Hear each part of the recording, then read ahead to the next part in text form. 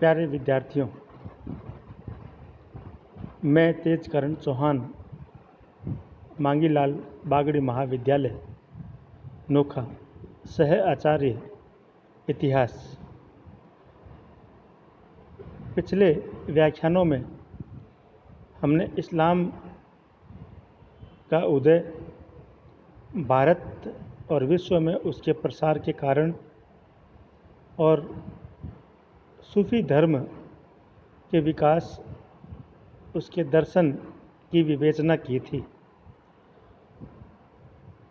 आज हम सूफी धर्म के विभिन्न संप्रदायों के बारे में चर्चा करेंगे, जिनका कार्य क्षेत्र भारत में रहा और उन्होंने भारत में लंबे समय तक इस्लाम की कट्टरता के विपरीत सॉफ्ट इस्लामिज़म का प्रचार किया और भारत में इस्लाम को फैलाने में अप्रत्यक्ष रूप से सहयोग प्रदान किया। भारत में कार्य करने वाले इन संप्रदायों में चिश्तिया संप्रदाय, कादिरिया संप्रदाय, सोहरावर्दी संप्रदाय और नक्शबंदी संप्रदाय प्रमुख हैं, जो सूफीज़्म के माध्यम से इस्लाम की मान्यताओं को भारत में स्थापित करने में सफल रहे। इन सिलसिलों में चिश्तिया संप्रदाय सबसे प्रमुख स्थान रखता है। सूफी धर्म के विभिन्न संप्रदायों की संख्या विश्व भर में 175 के आसपास मानी जाती है, किंतु इनमें से 11 संप्रदाय महत्वपूर्ण और प्रसिद्ध रहे। आईने अकबरी से हमें ऐसे 14 संप्रदायों का उल्लेख प्राप्त होता है, जो उस समय प्रचलित थे। उनमें से भी केवल 4 या 5 सिलसिले ही ऐसे थे जिन्होंने भारतीय जनमानस पर प्रभाव डाला। ऐसे सिलसिले में चिश्तिया संप्रदाय सबसे अहम स्थान रखता है। चिश्तिया संप्रदाय की स्थापना खुरासान के निवासी ख्वाजा अबू अब्दुल्ला ने की थी, किंतु भारत में इसका प्रचार ख्वाजा मोइनुद्दीन चिश्ती ने किया। ख्वाजा मोइनुद्दीन चिश्ती का जन्म सिस्तान, जो कि अब अफगानिस्तान में हुआ। ये गियासुद्दीन के पुत्र और ख्वाजा उस्मान हारून के शिष्य थे। युवा अवस्था में ये अपने सत्य की खोज में अनेक स्थानों पर भ्रमण हेतु गए। सिस्तान में अपने माँ बाप के साथ खुरासान आए और वहाँ से वे निशापुर गए, जहाँ उन्होंने ख्वाजा हारून से गुरु दीक्षा ली, जिन्होंने उन्हें भारत में जाने का आदेश दिया। ये 1190 ईस्वी में भारत आए और कुछ दिन लाहौर में रुके। प्रसिद्ध सूफी संत अली हुजवरी के मकबरे में ध्यान अवस्था में जीवन व्यतीत किया और यहाँ उन्होंने कशफुल महजूल की रचना की, जो इस्लाम के धार्मिक सिद्धांतों पर आधारित थी। लाहौर से दिल्ली और उसके पश्चात ये अजमेर आए। अजमेर में ख्वाजा ने अपार ख्याति अर्जित की। यद्यपि इन्होंने अनेक कठिनाइयाँ प्रारंभ में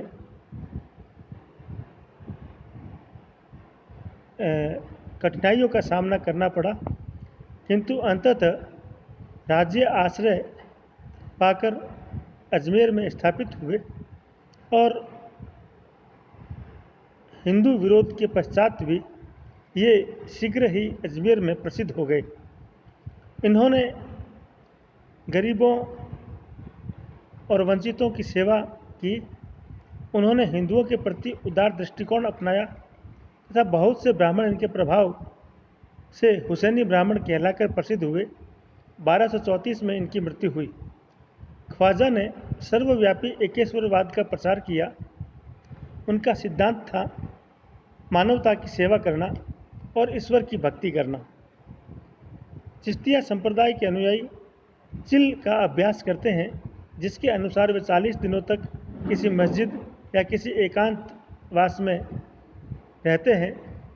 वे जिक्र के समय कलमा के शब्दों पर जोर देते हैं और अपना शरीर और ऊपरी भाग जोर जोर से हिलाते हैं।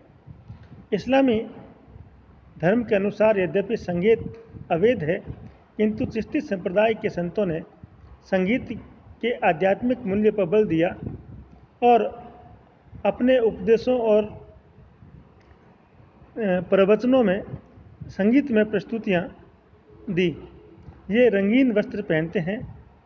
ख्वाजा की मृत्यु के बाद उनके असंख्य शिष्य उनके प्रचार कार्य में लगे रहे। अजमेर में इनकी दरगाह बनी हुई है, जहाँ प्रतिवर्ष 6 दिनों तक एक उर्स का बड़ा मेला भरता है। अजमेर के अलावा दिल्ली, अम्बाला, पाकपतन और डेरा गाजी खां इनके प्रमुख तीर्थ स्थान हैं। शेख कुतुबुद्दीन बख्तियार काकी ख्वाजा साहब के प्रमुख शिष्यों में अग्रणी थे। इनका जन्म 1186 में फरगाना में हुआ। ये सुल्तान इल्तुतमिश के शासनकाल में भारत आए। इल्तुतमिश धार्मिक प्रवृत्ति का व्यक्ति था और शेख का आदर करता था। उसने शेख से प्रार्थना की कि वह उनके यहाँ रहे, परंतु शेख स्वतंत्र प्रकृति के होने के कारण दिल्ली के बाहर मठ बनाकर रहने लगे। इल्तुतमिश ने उन्हें शेख उल इस्लाम के पद पर बिठाना चाहा, लेकिन उन्होंने इससे इनकार कर दिया। सुल्तान ने दिल्ली में उनके लिए सुविधाएं उपलब्ध करवाई। सुल्तान की प्रार्थना पर ख्वाजा मोइनुद्दीन चिश्ती ने उन्हें दिल्ली में ही रहने का आदेश दिया। शेख बख्तियार काकी ने वहीं रहकर अपनी सांस्कृतिक योजनाओं का नैतिक समर्थन किया।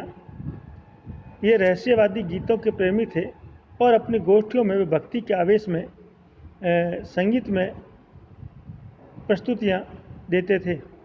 एक बार ऐसे ही एक भक्ति के इसी आवेश में वे मूर्छित हो गए और 4 दिन पश्चात इनका देहांत हो गया। शेख काकी के शिष्य फरीदुद्दीन मसूद गज्जे शंकर, जो बाबा फरीद के नाम से प्रसिद्ध हुए, वे उनके उत्तराधिकारी हुए। इन्होंने हांसी और अजोधन में सूफी धर्म का प्रचार किया। ये भी एकांत प्रिय थे और इन्होंने अपना निवास राजधानी से बहुत दूर बनाया। ये निर्धन जप तप में विश्वास करते थे और अमीरों के साथ संबंध रखने के विरुद्ध थे। उन्होंने हृदय की एकाग्रता और आचरण की शुद्धता पर बल दिया। सुल्तान बलबन बाबा फरीद का बहुत आदर करता था। इसी प्रकार बाबा फरीद का प्रमुख शिष्य निजामुद्दीन औलिया हुआ। उसने अपने जीवन काल में 7 सुल्तानों का शासन देखा। औलिया की संगीत में रुचि के कारण सुल्तान गियासुद्दीन ने उन पर अभियोग चलाया, किंतु अपने विलक्षण व्यक्तित्व के कारण वे बरी हो गए। उलुग खां, जो सुल्तान का पुत्र था, वह उनका शिष्य बना, जिससे सुल्तान और भी चिढ़ गया। कहा जाता है कि जब सुल्तान बंगाल विजय से लौट रहा था, तो सुल्तान ने औलिया को आदेश दिया कि उनके दिल्ली पहुंचने से पहले वह दिल्ली छोड़कर चला जाए। औलिया ने उत्तर भेजा कि हनूज दिल्ली दूरस्थ, अभी दिल्ली दूर है। संयोगवश सुल्तान दिल्ली पहुंचने से पहले ही दुर्घटनाग्रस्त होकर मर गया। ऐसी मान्यता है कि औलिया के दिए अभिशाप की वजह से ऐसा हुआ। ये महबूब इलाही के नाम से प्रख्यात हुए। औलिया के संत जैसे गुणों और मानवता के प्रति प्रेम, सेवा भावना के कारण चिश्ती संप्रदाय भारत में शीघ्र ही अत्यंत लोकप्रिय हो गया। इनकी मृत्यु के बाद यह संप्रदाय 2 भागों में विभाजित हुआ। प्रथम निजामिया संप्रदाय और दूसरा सबीरिया संप्रदाय। औलिया के प्रमुख संतों में शेख नासिरुद्दीन महमूद चिराग ही अखिल भारतीय ख्याति प्राप्त कर सके। सुल्तानों से उनका मनमुटाव रहा, लेकिन उन्होंने कभी किसी सुल्तान के समक्ष अपना सिर नहीं झुकाया। चिश्ती संप्रदाय के अंतिम महान संतों में शेख सलीम चिश्ती का नाम विशेष उल्लेखनीय है। ये अकबर के शासनकाल में फतेहपुर सिकरी में रहने लगे। ऐसा कहा जाता है कि शहजादा सलीम का जन्म शेख के आशीर्वाद से ही हुआ और उन्होंने अपने पुत्र का नाम सलीम ही रखा। शेख सलीम ने चिश्ती परंपराओं को बनाए रखा। मृत्यु के बाद उन्हें फतेहपुर सिकरी की जामा मस्जिद के प्रांगण में दफना दिया गया। इसके अलावा भारत में सोहरावर्दी संप्रदाय का भी थोड़ा बहुत प्रभाव रहा। चिश्तिया संप्रदाय के साथ सोहरावर्दी शाखा भी महत्वपूर्ण थी। इस संप्रदाय के मूल प्रवर्तक जियाउद्दीन अबुलजीव थे तथा शेख साहबुद्दीन सोहरावर्दी इस संप्रदाय के प्रख्यात संत थे। इनका कार्य क्षेत्र उत्तर पश्चिमी भारत में रहा। भारत में सर्वप्रथम शेख बहाउद्दीन जकारिया सोहरावर्दी ने प्रचार कार्य किया। जकारिया अपने समय के प्रभावशाली संत थे। वे चिश्तियों की तरह निर्धनता, उपवास, शारीरिक यातना, आत्मदमन में विश्वास नहीं करते थे, बल्कि आरामदेह जीवन व्यतीत करने में विश्वास रखते थे। इन्होंने धन संग्रह भी किया और तत्कालिक राजनीतिक मामलों में भी बराबर रुचि ली। जकारिया की मृत्यु के बाद सोहरावर्दी सूफियों में वंशानुगत उत्तराधिकार का नियम लागू हो गया। इस संप्रदाय के संतों ने सिंध, पंजाब, गुजरात, बिहार और बंगाल में अपने मत का प्रचार किया। इनके बाद शेख मूसा और शाहदौला दरियाई इनके महत्वपूर्ण संत हुए। शेख मूसा हमेशा स्त्री वेश धारण किए रहते थे तथा नृत्य एवं संगीत में उनकी विशेष रुचि थी। शाहदौला दरियाई मूसा के शिष्य थे और वे गुजरात के रहने वाले थे और शाही वंश से संबंध रखते थे। इसी प्रकार भारत में कादरिया संप्रदाय ने भी कुछ जगहों पर प्रचार कार्य किया। भारत में कादरिया संप्रदाय की स्थापना नियामतुल्लाह और मखदूम जिलानी ने की। मखदूम ने उच्च को अपना निवास स्थान बनाया। इस संप्रदाय का नेतृत्व अब्दुल कादिर के पुत्र शेख हमीदगंज बख्श ने किया। प्रसिद्ध सूफी संत शेख मीर मोहम्मद जहांगीर और शाहजहां के समकालीन थे।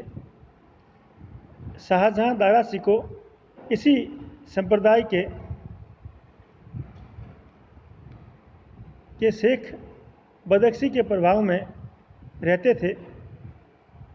मुल्ला शाह बदख्शी ने दारा सिको को शिष्यत्व प्रदान किया और तसव्वुफ से संबंधित अनेक ग्रंथों का अनुवाद करवाया और उन्होंने हिंदू मुस्लिम एकता स्थापित करने का प्रयत्न किया। इसी प्रकार 14वीं शताब्दी में ख्वाजा बहाउद्दीन नक्शबंदी ने नक्शबंदी संप्रदाय की स्थापना की और भारत में ख्वाजा बाकी बिल्लाह ने इसका प्रचार कार्य शुरू किया।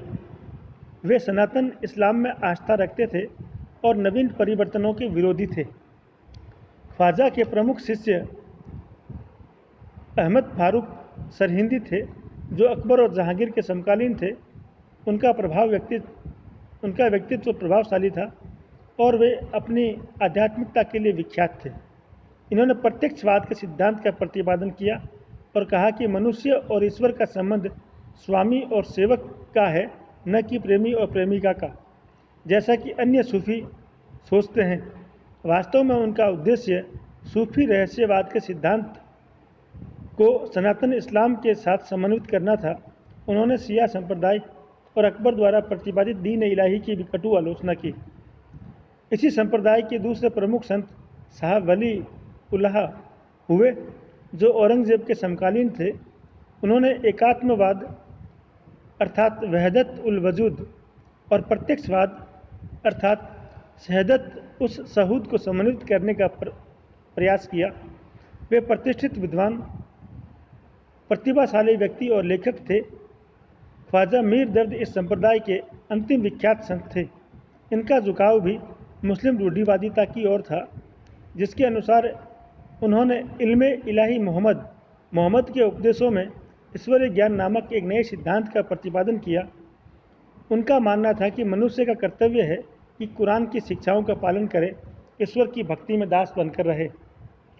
इसके साथ साथ भारत में अन्य संप्रदाय भी प्रचलित रहे। उन्होंने भी थोड़ा बहुत अपने क्षेत्रों में सूफीवाद का प्रचार किया। ऐसे संप्रदायों में सादविलिया संप्रदाय, नियामतुल्लाह दिया संप्रदाय और तेजानिया संप्रदाय के अनुयायी मुख्य थे, जो उत्तरी अफ्रीका, तुर्की, रोमानिया, इराक, अल्जीरिया आदि देशों में पाए जाते हैं। इसके अलावा भारत में सतारिया संप्रदाय का प्रचार हुआ। इनका कार्यक्षेत्र गुजरात था, जहां इनका एक मदरसा भी स्थापित हुआ। इसी प्रकार कलंदरिया संप्रदाय के लोग अपने साथ एक प्याला रखते थे और अपने केश मुंडित रखते थे। इस संप्रदाय के संत सैयद खिज्र रूमी कलंदर ने चिश्तिया संप्रदाय के शेख बख्तियार काकी से भेंट की और दोनों ने एक दूसरे के संप्रदाय को स्वीकार कर लिया। फलस्वरूप एक नया सूफी सिलसिला चिश्तिया कलंदरिया संप्रदाय का जन्म हुआ। इसी प्रकार मदारिया संप्रदाय के प्रवर्तक शेख बदिउद्दीन शाह मदार थे। वे अध्ययन और आत्म शांति के लिए मक्का और मदीना भी गए और वहाँ से भारत आए। अजमेर में ख्वाजा मोइनुद्दीन चिश्ती के निर्देश अनुसार मक्कनपुर उत्तर प्रदेश को अपना निवास स्थान और प्रचार केंद्र बनाया। भारत में सूफी मत का समाज पर क्या प्रभाव पड़ा, उसके अंतर्गत हम देखते हैं कि मुस्लिम सत्ता की स्थापना के बाद कुछ लोग तो राजनीतिक दबाव के कारण, कुछ लोग मुसलमानों की शक्ति के भय से और कुछ लोग करों के भार से बचने के लिए इस्लाम स्वीकार करने लगे। लेकिन सूफियों ने ऐसा कोई कार्य नहीं किया। सूफियों ने उदार इस्लामिज़म, सॉफ्ट इस्लामिज़म का कंसेप्ट रखा और हिंदू समाज में प्रचलित कर्म कांडों का विरोध किया। हिंदुओं के प्रति इन्होंने दयालुता और प्रेम का व्यवहार किया और अंततः हिंदुओं में सूफियों के प्रति आदर बढ़ा। वे लोग भी सूफियों की मज़ारों पर फूल चढ़ाने लगे, जिससे हिंदू मुसलमानों के धार्मिक भेदभाव, छुआछूत, समानता और भ्रातृत्व की भावना का विकास हुआ, जो कि इनका परम लक्ष्य था। सूफी लोग भारत में अपने लक्ष्य को प्राप्त करने में सफल रहे। भारत के अधिकांश सूफी मुसलमान सूफी मत की चिश्तिया संप्रदाय के प्रति निष्ठावान बने रहे, जो एक प्रकार से हिंदुओं के वेदांत का ही परिवर्धित रूप था। अतः भारत में सूफी मत का बड़ी तेजी के साथ विस्तार हुआ। सूफी संतों ने भारत की देसी भाषाओं का प्रयोग कर इस्लाम के सिद्धांतों का प्रसार किया। प्रसिद्ध सूफी कवि अमीर खुसरो ने हिंदवी में ग्रंथ लिखे और उर्दू गद्य शैली का विकास किया। सूफियों ने चरम लक्ष्य की प्राप्ति के लिए ईश्वर भक्ति पर जोर दिया। इस प्रकार हम देखते हैं कि सूफी संप्रदाय की विभिन्न शाखाओं ने अपने प्रचार से संपूर्ण भारत को प्रभावित किया और इस्लाम को फैलाने में एक महत्वपूर्ण भूमिका अदा की। उन्होंने अपने धार्मिक सिद्धांतों की कुछ बातों की ओर विशेष ध्यान दिलाने का प्रयास किया तथा भारत में अपने मूल धर्म की जड़ जमाने में सफल हुए। सूफियों में इस्लामी कट्टरपन अधिक नहीं था। हिंदू समाज व हिंदू परंपरा की अनेक बातों को वे शीघ्र अपना लेते थे। इसी कारण साधारण जनता उनके साथ शीघ्र ही घुल मिल गई और वे उन साधारण जनता को अपनी बातें सरलतापूर्वक समझाकर इस्लाम की ओर मोड़ देते थे। हृदय की शुद्धता, बाह्य आचरण की पवित्रता, ईश्वर के प्रति अपार श्रद्धा, पारस्परिक सहानुभूति, विश्व बंधुत्व इत्यादि बातें हिंदू धर्म में भी विद्यमान थी। इस प्रकार का आचरण सूफियों ने अपनाकर हिंदुओं को इस्लाम की ओर आकर्षित करने में महत्वपूर्ण भूमिका निभाई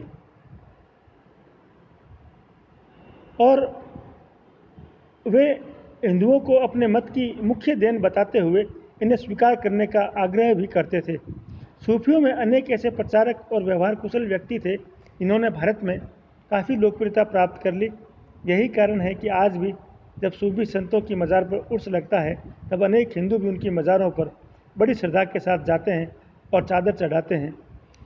कुल मिलाकर संक्षेप में ये कहा जा सकता है, सूफीवाद की उत्पत्ति जिन उद्देश्यों को लेकर हुई वह भारत में अपने उद्देश्यों में काफ़ी हद तक सफल रही और एक बड़ी हिंदू जनसंख्या को इस्लाम की ओर कन्वर्ट करने में, इस्लाम की ओर मोड़ने में सफल सिद्ध हुए।